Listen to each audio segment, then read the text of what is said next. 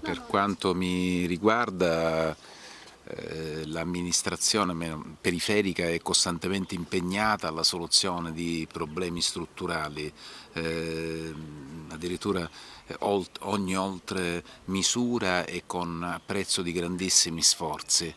Io personalmente non faccio altro che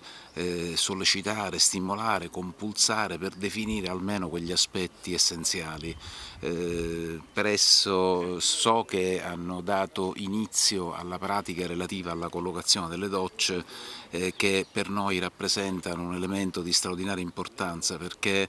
naturalmente poi andare a gestire una popolazione detenuta che si spazientisce di fronte a queste deficienze diventa molto delicato e in alcuni casi pericoloso, e quindi poi ci si chiede uno sforzo assertivo per tentare di edulcorare una quotidianità di vita detentiva che ahimè magari non è paragonabile a quella di altre strutture penitenziarie italiane,